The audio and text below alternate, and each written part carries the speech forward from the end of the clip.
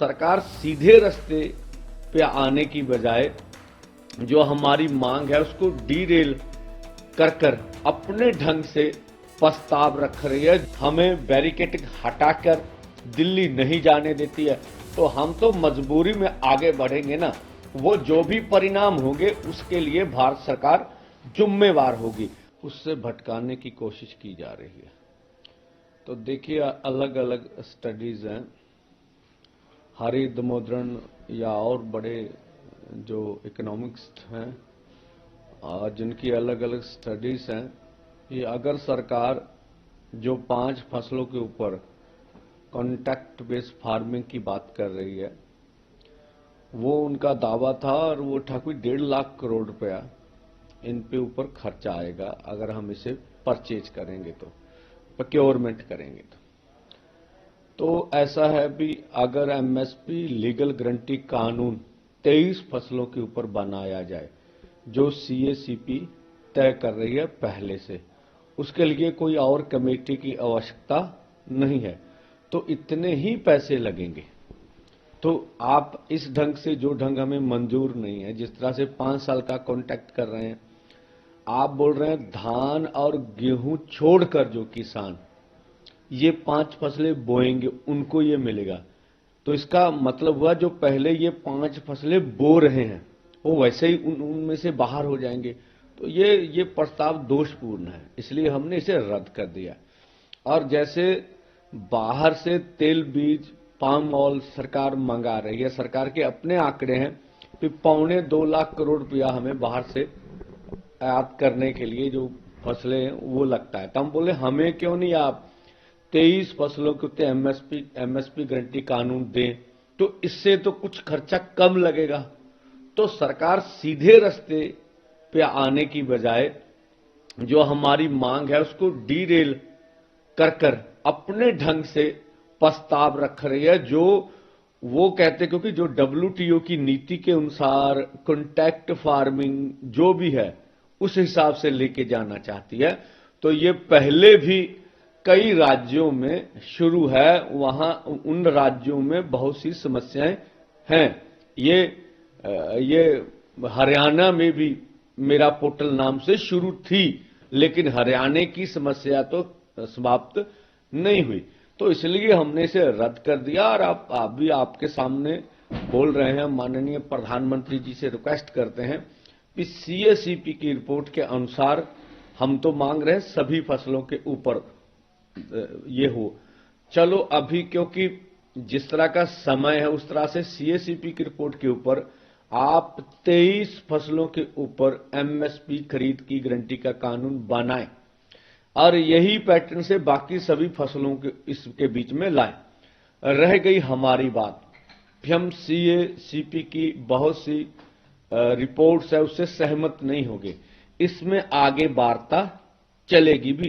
इसको किस तरह से जो हमारे कॉस्ट ऑफ प्रोडक्शन है वो किस तरह से उसमें इंप्लीमेंटेशन हो, और उसके बाद C2 50% का फार्मूला वो किस तरह से हो, ये दोनों तरफ से और से जो है आगे विचार से कुछ माहिरों की जरिए से आगे निश्चय हो जाएगा। लेकिन लीगल गारंटी कानून बनाने में कोई भी समस्या मुझे नहीं लगता आनी चाहिए। और यही बात C2 प्लस 100%, इसमें कंफ्यूज हो जाते हैं लोग भी। पहले C2 50 बोल रहे हैं, बीच में बोल देते हैं C2 100% है। ये गन्ने के लिए, गन्ने की फसल 1 साल की होती है। C2 50 6 महीने की फसल के ऊपर फार्मूला तय किया गया डॉक्टर स्वामीनाथन कमीशन की ओर से, और जब 1 साल की फसल होगी तो C2 प्लस 100 हो जाएगा। तो उस पर भी बात चलेगी आगे।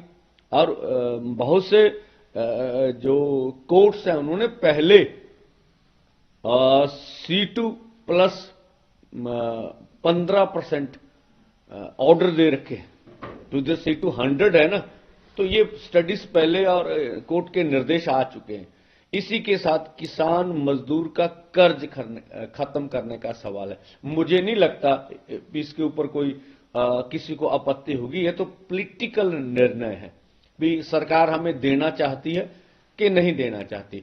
तो हमने बड़े उनके सामने बड़ी दलील से बात रखी कि आप ही की सरकार ने लगभग 14,57,000 करोड़ रुपया कारपोरेट का खत्म किया, लेकिन वो आपका बैंकिंग फार्मूला है।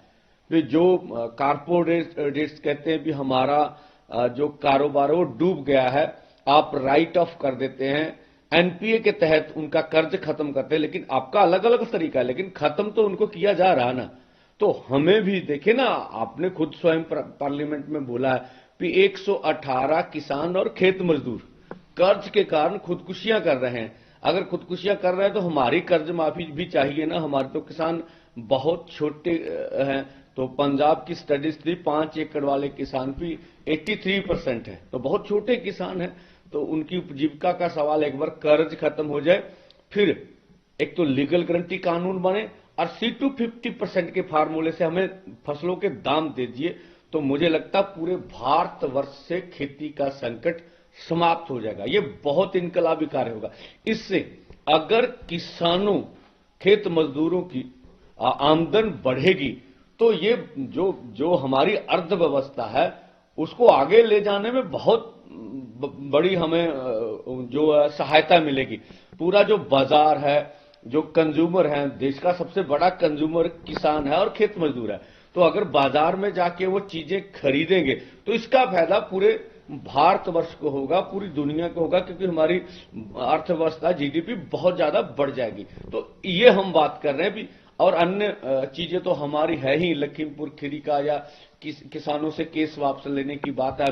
अभी आप देखें, भारत विश्व व्यापार संस्था से खेती को बाहर निकाले या नरेगा के ऊपर तो बातें होने वाली है अभी।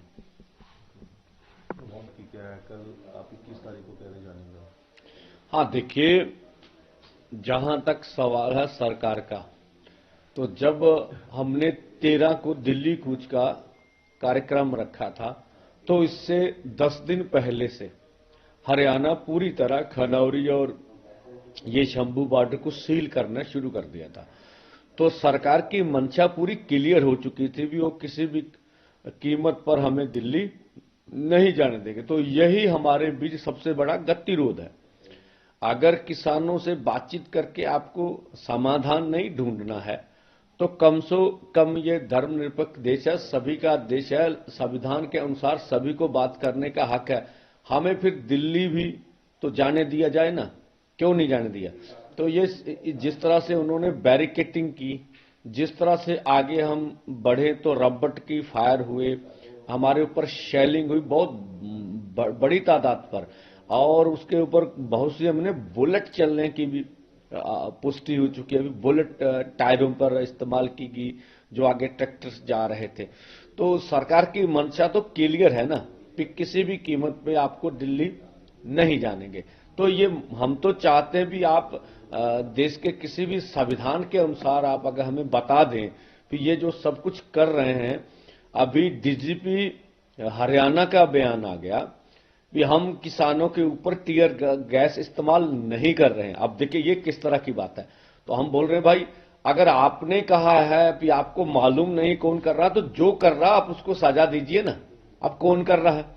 तो ये गलत बयानबाजी भी लगातार हो रही है। और जिस तरह से अगर हरियाणा में आपको जाने का मौका मिले तो मुझे लगता है एग्जैक्ट फिगर तो नहीं है, 15 से 20 हजार अर्धसैनिक फोर्स हरियाणा पूरे में डिप्लॉयड किए गए हैं। और पूरे गांव में जैसे घेरा डाला होता, पूरे मैं बोला जैसे कश्मीर में जिस तरह से आप हालात देखते रहे पिछले लंबे समय में, वही हालात पूरे हरियाणा के बने हुए। तो हम तो दिल्ली को जाएंगे 21 को। हमारा जाना अनक का सवाल नहीं है, हमारा आगे बढ़ना मतलब दिल्ली जाना अनक का सवाल नहीं, जब बैरिकेड तोड़ना अनक का सवाल नहीं। अब सरकार वार्ता से हमारी बात नहीं मानना चाहती और दूसरी तरह जो प्रस्ताव देती है वो भी जो हमारी असल मांगे हैं उनसे पीछे हटने के लिए देती है। तीसरा, हमें बैरिकेड हटाकर दिल्ली नहीं जाने देती है। तो हम तो मजबूरी में आगे बढ़ेंगे ना, वो जो भी परिणाम होंगे उसके लिए भारत सरकार जिम्मेवार होगी। और हम आशा तो करेंगे, अभी आज का दिन है, स्वयं प्रधानमंत्री की जी के पास सारी रिपोर्ट तो जा चुकी होगी। अब जिन मुद्दों पे डिस्कस होनी थी सब पर 2-2 राउंड डिस्कस हो चुकी है। और चाहिए अब स्वयं प्रधानमंत्री जी को कि वो निर्णय लें और निर्णय की अनाउंसमेंट भी कर सकते हैं। तो कोई सुखद समाचार हमें मिलेगा तो हम चाहेंगे इस मोर्चे का कोई ना कोई समाधान निकाला जाए। कल जैसे आप पूछ के रहे खून खराबा भी हो सकता, तो इसका दोषी कौन होगा, सरकार या कैसे? देखिए, जिन्होंने हमारे दिल्ली कूच से 10 दिन पहले बैरिकेटिंग कर रखी है, अभी भी हम उससे लगातार अनुरोध कर रहे हैं कि हमें दिल्ली जाने दिया जाए, दिल्ली में अपना डेमोक्रेटिक तरीके से अपना प्रदर्शन करने दिया जाए। जो हमें जाने नहीं दे रहे हैं, वार्ता में कोई समाधान नहीं निकाल रहे हैं, वही सब जिम्मेवार होंगे। हम तो बिल्कुल पीसफुली नंगे हाथ हैं और सरकार हमारे ऊपर बल प्रयोग करेगी तो हम सहेंगे, और तो हमारे हाथ में कुछ भी नहीं है। अब ये सरकार को ऐसे लगता है कि किसानों को मारकर या किसान लीडर को, जिस तरह से मैंने बोला था जब हम पंजाब के किसी अधिकारी को बोल रहे थे भी देखिए उधर से ही लगातार हमारे ऊपर ड्रोन शेलिंग हो रही है। तो देखिए, दूसरी बात, ये पहला वर्ल्ड में या भारत में पहली बार हो रहा है कि ड्रोन से किसानों के ऊपर शेलिंग हो रही। इससे पहले हमने कभी भी नहीं देखा कि ड्रोन का इस्तेमाल किसानों के ऊपर बल प्रयोग करने के लिए। तो जब हम अधिकारी को ले गए तो मैं 200-300 मीटर खेतों में था, जब उसे दिखा रहा था भी आप देखिए हमारे लोग कहां खड़े हैं, सैनिक आगे कहां खड़े हैं, तो ये एक तरफा कैसे हो रही। तो मेरा मोबाइल ट्रेस करके हमारे ऊपर बुलेट चलाई गई, सॉरी रबट फायरिंग हुई, तो मेरे पास खड़े लड़के के ऊपर लग गए। तो वहां ही बड़े अधिकारी थे पंजाब के, वो खड़े थे, तो वो गड़बड़ हो गई। तो ये किसान लीडर को निशाना बना के मारना चाहते हैं। अगर मेरी जान से कुछ भारत सरकार का सौरता तो ले ले, हम तो कहते हैं हमारी भाई जान भी ले लो, लेकिन देश के किसान और मजदूर की मांगे मान लो, ये गतिरोध दूर कर दो, हमारी जान देश से बड़ी नहीं हो सकती। तो इस तरह का मंशा तो केंद्र की हमें जो नजर आ रही है। तो क्या कारण लगता है कि आप काफी मीटिंग कर चुके हैं, 4 मीटिंग मांगे नहीं माने, कहां आप कमजोरी समझते या कमी समझते हैं? सरकार की नीयत साफ नहीं है। जो ये निर्णय है ये टेक्निकल नहीं है। जिस तरह से बोला जा रहा है, जिस तरह से कहा जा रहा है, ये टेक्निकल समस्या है और समय नहीं है, ये बिल्कुल गलत बात है। ये पॉलिटिकल विल पावर का सवाल है।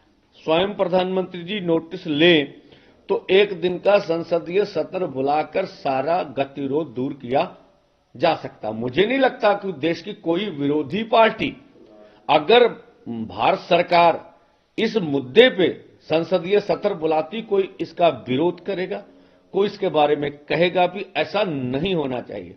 और देश का कोई भी कायदा कानून, जो देश के किसान मजदूर हैं, ये दोनों की आबादी 80% है, उसके विरोध में कोई सोचेंगे तो कानून तो देश के हित में होते हैं।